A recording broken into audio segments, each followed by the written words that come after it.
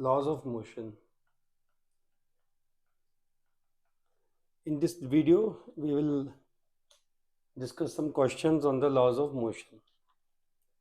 तो first of all हमें पता होना चाहिए कितने लॉज ऑफ मोशन है. तो there are 3 laws of motion and these are known as the Newton's laws of motion. क्योंकि इनको न्यूटन्स लॉज ऑफ मोशन इसलिए कहते हैं क्योंकि इनको किसने दिया था? Isaac Newton gave these laws. Now as I have already told you there are 3 laws of motion. तो पहला क्वेश्चन तो यही हो गया कि कितने लॉज ऑफ मोशन होते हैं? Total 3 laws of motion. अब न्यूटन जो फर्स्ट लॉ है, जो फर्स्ट लॉ ऑफ न्यूटन है, that remember it is also known as the law of inertia. तो न्यूटन फर्स्ट लॉ को हम लॉ ऑफ इनर्शिया भी कहते हैं. और न्यूटन फर्स्ट लॉ से अब पहली चीज इनर्शिया किसे कहते हैं? Inertia is the property of a body. Inertia is the property of a body to remain in its original state. Inertia is a property of a body to remain in its original state of rest or motion. अगर कोई body rest में है तो वो चाहती है rest में ही रहे, कोई बॉडी मोशन में तो वो मोशन में ही रहना चाहती है. तो इस प्रॉपर्टी को हम कहते हैं इनर्शिया. तो ध्यान रखिएगा Newton's first law is also known as the law of inertia. Second thing, what is inertia? Inertia is the property of a body by virtue of which it wants to remain in this state of rest or motion. अब अगर हम चाहते हैं कि body का inertia का state change हो तो हमें क्या करना पड़ेगा? To change the inertia, to change the state of inertia of a body. अगर हम किसी बॉडी के स्टेट ऑफ इनर्शिया को चेंज करना चाहते हैं तो we have to apply a force. हमें क्या करना पड़ता है? We have to apply an external force. और ये फोर्स लगाना भी कहाँ से पड़ता है? बाहर से पड़ता है. अगला चीज आपको जो पता होनी चाहिए, इनर्शिया कितनी तरह का है? Inertia is of 3 types. Inertia is of 3 types. कौन कौन सा? Inertia of rest, inertia of motion and inertia of direction. तो पहला हो गया इनर्शिया ऑफ रेस्ट, दूसरा हो गया इनर्शिया ऑफ मोशन और तीसरा हो गया inertia of direction. So these are the 3 types of inertia.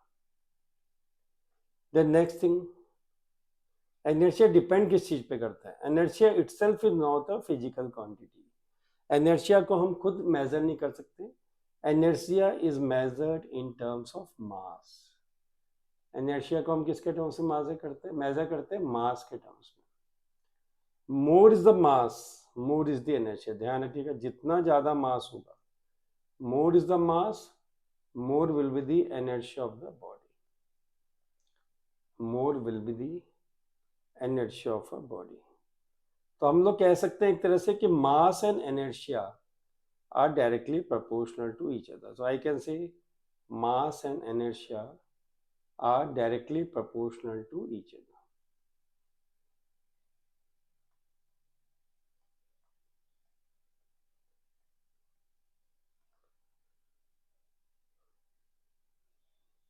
More is the mass, more is the inertia. अब इसको हम एक एग्जांपल से समझते हैं. अगर एक 100 kg की ऑब्जेक्ट है और एक सपोज 10,000 kg का ऑब्जेक्ट है, तो किसका मास ज़्यादा है? 10,000 kg के ऑब्जेक्ट का मास ज़्यादा है, तो the inertia will be more.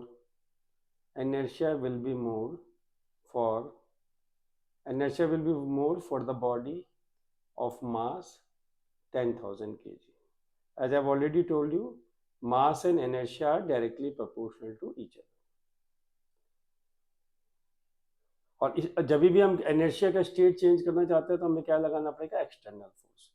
तो Newton first law of motion ने हमें बताया है कि अगर हम किसी बॉडी के स्टेट को चेंज करना चाहते हैं, इनर्शिया के स्टेट को चेंज करना चाहते हैं, तो हमें क्या चाहिए? एक एक्सटर्नल फोर्स लगाना पड़ेगा. तो एक तरह से हमें Newton first law of motion जो है क्या दे रहा है? हमें क्वालिटेटिव डेफिनेशन ऑफ फोर्स दे रहा है. तो न्यूटन फर्स्ट लॉ ने हमें फोर्स की क्वालिटी बताई है कि फोर्स काहे के लिए जरूरी है? Force is essential to change the state of motion of a body. अगर हम किसी बॉडी को रेस्ट से मोशन में लाना चाहते हैं, चाहे मोशन से रेस्ट में लाना चाहते हैं, चाहे बॉडी के डायरेक्शन को चेंज करना चाहते हैं, इन सब चीजों के लिए हमें क्या करना पड़ेगा, एक एक्सटर्नल फोर्स लगाना पड़ेगा. So what has Newton's first law given to us? Qualitative definition of force. And as I've already told you, inertia depends on mass. Inertia खुद एक measurable quantity नहीं है. इसको हम किसके terms में measure करते हैं? Mass के terms में. So we can also define mass from here, that mass is the measure of inertia of a body. यहाँ से हमें mass की भी एक definition मिल गई है कि mass is the measure of inertia of a body.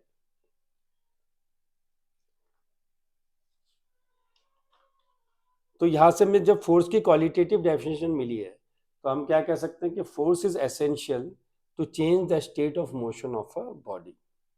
एक चीज और एग्जांपल है, we should know example of inertia of rest and inertia of motion and direction.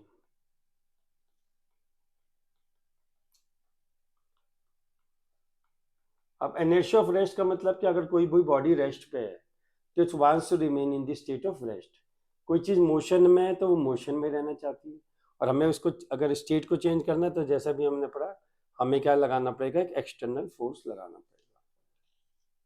तो अब मान लीजिए कोई एग्जांपल अगर हमें डिस्कशन करना चाहते हैं इनर्शिया ऑफ रेस्ट का, जैसे कोई मूविंग कार है या मूविंग बस है. इन द मूविंग बस,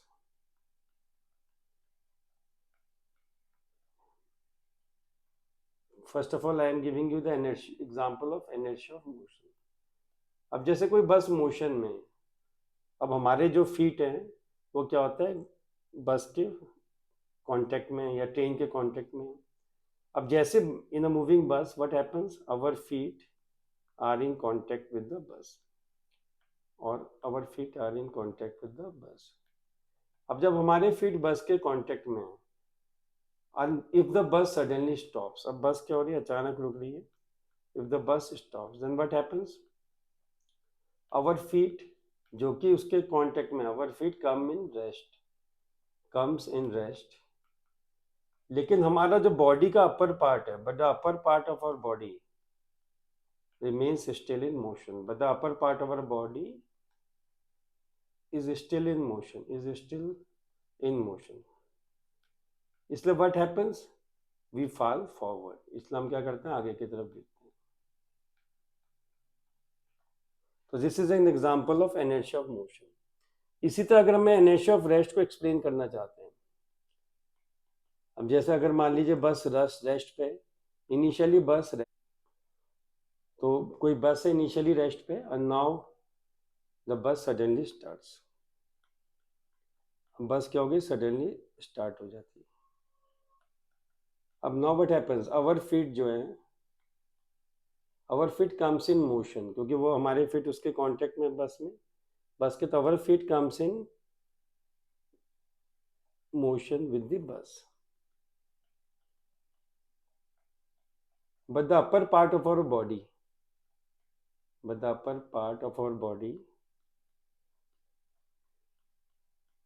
is still at rest. वो अभी भी क्या है, रेस्ट पे, and hence we fall backward. So these are some things we should know about the Newton first law of motion. Newton first law of motion क्या बता रहा है हमें, फोर्स की क्वालिटेटिव डेफिनेशन दे रहा है. न्यूटन फर्स्ट लॉ किसको हम लॉ ऑफ इनर्शिया भी बोल सकते हैं. अगर हमें किसी बॉडी के स्टेट ऑफ इनर्शिया को चेंज करना है तो हमें एक्सटर्नल फोर्स लगाना पड़ेगा. इनर्शिया तीन तरह का होता है, इनर्शिया ऑफ रेस्ट, मोशन और डायरेक्शन. इनर्शिया को हम मास के टर्म्स में मेजर करते हैं. मास और इनर्शिया एक दूसरे के डायरेक्टली प्रोपोर्शनल है. जितना ज़्यादा मास होगा उतना ज़्यादा इनर्शिया होगा. तो ये Newton first law of motion के बारे में. ऐसे ही अगर हमें इनर्शिया ऑफ डायरेक्शन के बारे में बताना है, तो जैसे हम टेबल टेनिस खेल रहे हैं, क्रिकेट खेल रहे हैं, तो किसी ने बॉलिंग करी, अगर हम शॉट मार रहे हैं तो उससे क्या हुआ, बॉल की डायरेक्शन चेंज हो गई. तो जब हमने शॉट मारी तो हमने एक एक्सटर्नल फोर्स अप्लाई किया, तो क्या हो गया, direction change. Before going to the Newton second law of motion, we should know a term which is known as momentum. ये मोमेंटम जो है इसको हम पी से डिनोट करते हैं. अब किसी भी बॉडी में मोमेंटम कब आएगा, किसी भी बॉडी में हर बॉडी जो है उसका कुछ ना कुछ मास होता है। जब वो बॉडी रेस्ट पे होती है, अगर बॉडी रेस्ट पे है तो उसका मोमेंटम नहीं होगा। जब वो बॉडी मूव करना शुरू करेगी तभी उसमें मोमेंटम आएगा। Momentum is also called as mass in motion. Therefore, we also call momentum is also called as mass in motion. अगर मास मोशन में है तो उसको हम क्या बोलते हैं? मोमेंटम भी बोलते हैं। अब मोमेंटम को कैसे डिफाइन कर सकते हैं? एक तो यही हो गया मास इन मोशन, और इसका एक मैथमेटिकल फॉर्मूला जो momentum can also be defined as the product of mass and the velocity. Momentum किसका प्रोडक्ट है? Mass and the velocity of a body. अब मास को हम किससे डिनोट करते हैं? डी एम से, और वेलोसिटी को यूजुअली वी से करते हैं। वैसे वेलोसिटी, अगर कोई बॉडी मूव कर रही है तो उसकी इनिशियल वेलोसिटी को हम यू से डिनोट करते हैं, फाइनल वेलोसिटी को वी से डिनोट करते हैं। अब मोमेंटम का फॉर्मूला क्या हो गया? मोमेंटम का फॉर्मूला गया mass into velocity. This is the formula for momentum, mass into velocity. और जैसे मैंने बताया, अगर मास मोशन में होगा तभी उसका मोमेंटम होगा। अब मोमेंटम की यूनिट क्या होगी? मोमेंटम की यूनिट क्या होगी? मास की यूनिट होती है केजी, और वेलोसिटी की यूनिट क्या है? Metre per second. तो इसकी यूनिट हो जाएगी kg metre per second. If I take second to the numerator, इसको मैं ऐसे भी लिख सकता हूँ, केजी मीटर पर सेकेंड। अब अगर कोई बॉडी रेस्ट पे, अगर मैं आपसे पूछूं कि अगर कोई बॉडी रेस्ट पे तो उसका मोमेंटम कितना हो जाएगा? If a body is at rest, जब कोई बॉडी रेस्ट पे है तो उसकी वेलोसिटी कितनी होगी? जीरो होगी, तो उसका momentum zero. If a body is in motion, it will have definitely some momentum. It will have momentum. And always remember, momentum is a vector quantity. Momentum कैसी क्वांटिटी होती है? Momentum is a vector quantity. So these are some things which you should know about momentum. First of all, how can you define momentum? Momentum means mass in motion. कोई भी मास अगर motion में तो उसमें momentum. Momentum का mathematical formula क्या है? It is the product of mass and velocity. यानी कि अगर मास और वेलोसिटी को हम मल्टीप्लाई कर लेंगे तो हमें मोमेंटम मिल जाएगा। मास को किससे डिनोट करते हैं? हम एम से, वेलोसिटी को वी से। मास, ध्यान रखिएगा, एक स्केलर क्वांटिटी होती है। Mass is always a scalar quantity, velocity is a vector quantity. And whenever we multiply a vector and a scalar quantity, remember, we get a vector quantity. That is why momentum is also vector quantity. ये हमेशा ध्यान रखिएगा, जब भी कोई vector और scalar multiply हुआ तो हमेशा हमें एक वेक्टर क्वांटिटी मिलती है। तो मोमेंटम भी क्या हो गई? एक वेक्टर क्वांटिटी। फिर दूसरा एक टर्म जो हम अभी आगे पढ़ेंगे, impulse. whenever a very large force, जब भी किसी बॉडी पे whenever a very large force x on a body, जब किसी बॉडी पे बहुत ज्यादा force, when ever a very large force x on a body for a short interval of time. अगर किसी बॉडी पे बहुत ज्यादा फोर्स थोड़े से समय के लिए लग रहा है, when ever a very large force x on a body for a short interval of time, then the product of time, force and time,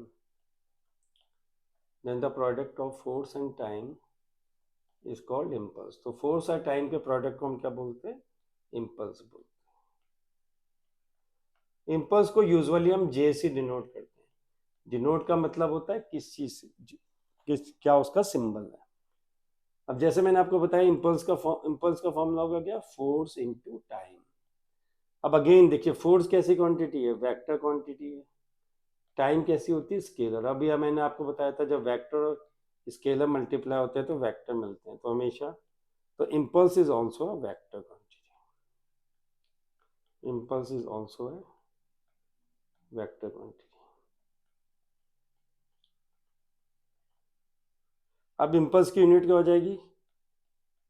force की यूनिट होती है न्यूटन, टाइम की सेकंड, तो उसकी यूनिट हो गई न्यूटन इंटू सेकंड, एनएस।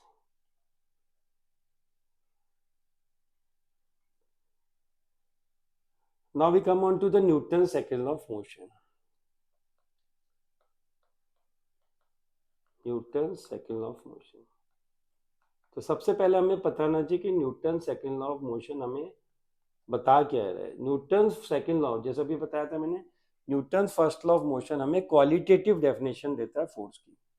अब Newton second law हमें क्या देता है, इसकी क्या सिग्निफिकेंस है? It gives us the quantitative definition of force. Quantitative से मतलब क्या होता है? क्वांटिटेटिव से मतलब उसकी वैल्यू बता रहा है. और वैल्यू कैसे निकालेंगे हम किसी चीज की? जब मेजर करेंगे. अब मेजर करेंगे तो हमारे पास कोई ना कोई फॉर्मूला होगा उसका. तो क्या हो गया? Force is equal to mass into acceleration. तो Newton second law of motion हमें क्या दे रहा है? फोर्स की डेफिनेशन दे रहा है, quantitative definition. It tells us that the force it tells us that force is the product of mass and acceleration. Force किसका product है? मास और एक्सेलरेशन का प्रोडक्ट. ये जो जितनी वेक्टर क्वांटिटी होती हैं इनमें क्या होता है, इनके ऊपर हम एरो बनाते हैं, क्योंकि आपको पता है वेक्टर क्वांटिटी की मैग्नीट्यूड भी होती है और डायरेक्शन भी होती है. जैसे मास के ऊपर एरो नहीं बनाया क्योंकि मास स्केलर क्वांटिटी, जबकि एक्सेलरेशन वेक्टर क्वांटिटी, इसलिए एरो बनाया. और फोर्स उनके प्रोडक्ट से मिल रही है, वो भी एक वेक्टर क्वांटिटी है, तो इसलिए उसके ऊपर एरो बनाया. एरो क्या इंडिकेट करता है? Vector quantity. तो remember, force is the product of mass and acceleration. ये एक डेफिनेशन तो ये देता है हमें Newton second law of motion. एक डेफिनेशन और देता है. It states that Newton second law states that force is equal to the rate of change of momentum. Newton second law of motion हमें ये भी बताता है कि फोर्स जो है काय के बराबर है? Rate of change of momentum. और जब भी कोई चीज का रेट ऑफ चेंज ऑफ होता है, इसका मतलब क्या हो गया? Change in momentum per unit time. क्या बता रहा है? कि rate it is the change in momentum per unit time. अब जब इसने बताया हमें कि force rate of change of momentum है, अब जैसे कोई बॉडी है, इसका मास m है, इसकी इनिशियल वेलोसिटी u है. u आपको पता है किस क्या डिनोट करती है? Initial velocity. अब हमने बाहर से कुछ फोर्स f लगाया, इस बॉडी का मास तो m ही रहेगा, वेलोसिटी v हो गई. v क्या इंडिकेट करती है? Final velocity. तो अगर मैं इसका इनिशियल मोमेंटम निकालूंगा तो इनिशियल मोमेंटम कितना हो जाएगा बॉडी का? m into u. Final momentum कितना हो जाएगा इसका? m into v. कि फोर्स किसके बराबर है? Rate of change of momentum. और मैंने आपको बताया rate of change of momentum का मतलब क्या होता है? Change in momentum per unit time. Change in momentum का मतलब क्या होता है? Final momentum minus initial momentum divided by time. और फाइनल मोमेंटम हमने कितना निकाला है? m into we. Initial momentum कितना है? m into you upon T. तो हम क्या कर सकते हैं? यहाँ से एफ एम कॉमन ले सकते हैं, तो m into v minus u upon t. और आपको इक्वेशन ऑफ मोशन से पता है, फर्स्ट इक्वेशन ऑफ मोशन होता है v equal to u plus a t. यहाँ से v माइनस यू कितना हो गया? A t. तो आप v minus u upon t को क्या लिख सकते हो? ए. तो f का फॉर्मूला आ गया m इंटू ए. ये आ गया आपका फॉर्मूला. तो आपको न्यूटन, पहली चीज तो ये पता होना चाहिए न्यूटन सेकंड लॉ से पता क्या चलता है. न्यूटन सेकंड लॉ से हमें फोर्स की क्वांटिटेटिव डेफिनेशन पता चलती है. और क्या बताया न्यूटन सेकंड लॉ ने? फोर्स के दो फॉर्मूले दिए हमें. एक force is equal to mass into acceleration, और दूसरा फोर्स का formula final momentum minus initial momentum upon time, यानी कि m into v minus u upon t. अब अगर किसी बॉडी पे हम एक्सटर्नल फोर्स जीरो लगा दें, अगर हमने बाहर से फोर्स जीरो लगा दिया तो m इंटू ए जीरो हो गया. अब m इंटू ए जीरो हो गया तो a भी जीरो हो जाएगा. यानी कि अगर ये क्वेश्चन पूछ लिया जाए कि what will be the acceleration of a body, what is the acceleration of a body, what is the acceleration of a body if external force is zero. अगर किसी बॉडी पे हमने एक्सटर्नल फोर्स जीरो लगाया तो उसका acceleration कितना हो जाएगा, जीरो।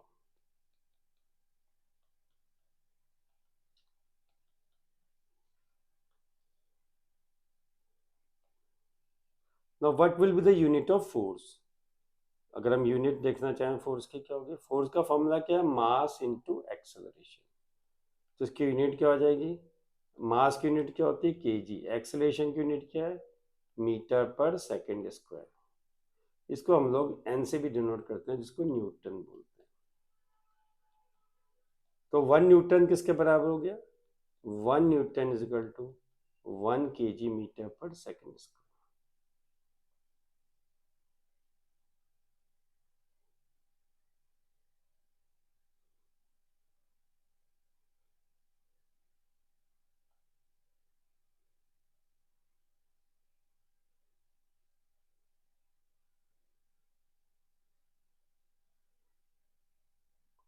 नाउ इससे हम अब इम्पल्स की डेफिनेशन, अभी हमने इम्पल्स पढ़ा था कि इम्पल्स का फॉर्मूला क्या होता है, फोर्स इनटू टाइम। अब क्योंकि हमें पास एक डेफिनेशन और आ गई, अब हमारे पास एक फॉर्मूला और आ गया, फोर्स का फॉर्मूला क्या आ गया, m into v minus u upon t. अब अगर मैं इस टी को न्यूमरेटर में ले जा लूँ तो क्या हो जाएगा, एफ इंटू टी कितना हो जाएगा, m bracket v minus u. अब ये एफ इंटू टी जो है, ये ऑलरेडी हमें पता है क्या, इम्पल्स है। और राइट हैंड साइड में हमारे पास क्या आ रहा है, एम वी माइनस एम। अब एम वी क्या है बताइए, एम वी क्या है, फाइनल मोमेंटम। एम वी क्या है, फाइनल मोमेंटम। और एम इंटू यू क्या है, इनिशियल मोमेंटम। तो यहाँ से हमें इम्पल्स की एक और डेफिनेशन मिल गई। एक तो ऊपर डेफिनेशन बताई थी मैंने कि when ever a very large force, जब बहुत ज़्यादा फोर्स किसी बॉडी पे थोड़े से टाइम के लिए लगता है, तो फोर्स इनटू टाइम के प्रोडक्ट को क्या बोलते हैं, इम्पल्स। यहाँ से एक डेफिनेशन और हो गई, मिल गई मुझे इम्पल्स की, क्योंकि F into time, I can say that impulse is can also be defined as the change in momentum. The impulse can also be defined as the change in momentum. किसी भी body के momentum में कितना change हो रहा है, उसको भी हम लोग क्या बोल सकते हैं, इम्पल्स बोल सकते हैं। और इम्पल्स की यूनिट क्या हो जाएगी, क्योंकि चेंज मोमेंटम की यूनिट क्या होती है, केजी मीटर पर सेकंड, तो इम्पल्स की यूनिट भी क्या हो जाएगी, केजी मीटर पर सेकंड। तो आई थिंक इट्स क्लियर कि Newton second law of motion, Newton second law of motion हमें क्या दे रहा है, फोर्स की क्वांटिटेटिव डेफिनेशन दे रहा है। क्वांटिटेटिव से मतलब क्या होता है, वैल्यू। और वैल्यू का मतलब क्या है, definitely it is going to give us a formula. और क्या दो फॉर्मूले दिए हैं इसने, force is equal to mass into acceleration, और दूसरा force is equal to mass into final velocity minus initial velocity upon time. और क्योंकि हमें पता है final velocity minus initial velocity upon time क्या होता है, एक्सेलरेशन, तो वो काय के बराबर हो गया, हमारे एक्सेलरेशन के बराबर हो गया। अब नए लास्ट है Newton third law of motion. Newton third law of motion जो होता है, इसको हम एक्शन रिएक्शन लॉ भी बोलते हैं। Newton third law of motion की डेफिनेशन इंपॉर्टेंट है। What is Newton second law of motion, to every action there is an equal but opposite reaction. To every action there is an equal and opposite reaction. इसमें एक चीज important है याद रखने की, कि action and reaction always occur on different bodies. ये तो इसकी डेफिनेशन हो गई। This is the definition of Newton third law of motion. And from always remember, action and reaction always occur on the different bodies.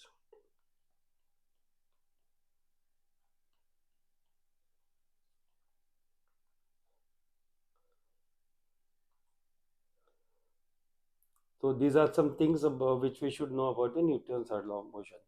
First of all, the definition, then secondly, the Newton's, that action and reaction occur on different bodies. एक चीज और, जैसे कोई body ए है, ये body B है। अब a body कुछ बी पे फोर्स लगा रही है, इसी तरह से क्या होगा, बी बॉडी ए पे फोर्स लगा रही होगी। अगर एफ ए बी जो है, if f a b is the force on a due to b, f a b denote कर रहा है force on the body a due to b, f b a denote कर रहा है force on the body b due to a. तो it is observe कि जितना F A होता है उतना ही एफ बी ए भी होता है, बट डायरेक्शन अपोजिट होती है। यहाँ माइनस का साइन आ रहा है, माइनस साइन बता रहा है कि डायरेक्शन इज अपोजिट, क्योंकि एक्शन अगर अपवर्ड डायरेक्शन में है तो डाउनवर्ड क्या हो जाएगा, रिएक्शन जो है वो डाउनवर्ड डायरेक्शन में हो जाएगा। And the last thing is law of conservation of momentum.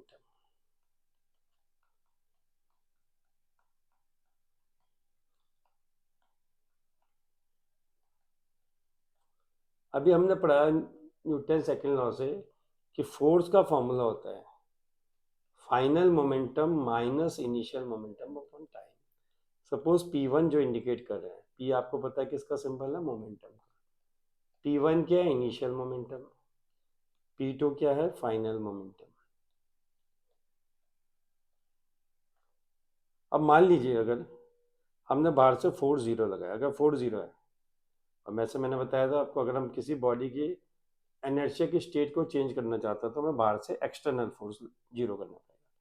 तो P2 minus P1 upon T कितना हो जाएगा, जीरो।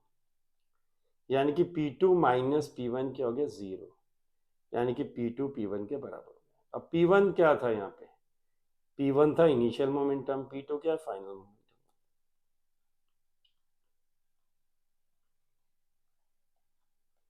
तो अगर हम किसी बॉडी पे बाहर से फोर्स नहीं लगा रहे हैं तो हम देख रहे हैं in the absence of external force, अगर हम बाहर से किसी बॉडी पे फोर्स नहीं लगा रहे हैं, in the absence of external force the initial momentum is equal to final moment, is equal to the final momentum. This is known as the law of conservation of momentum.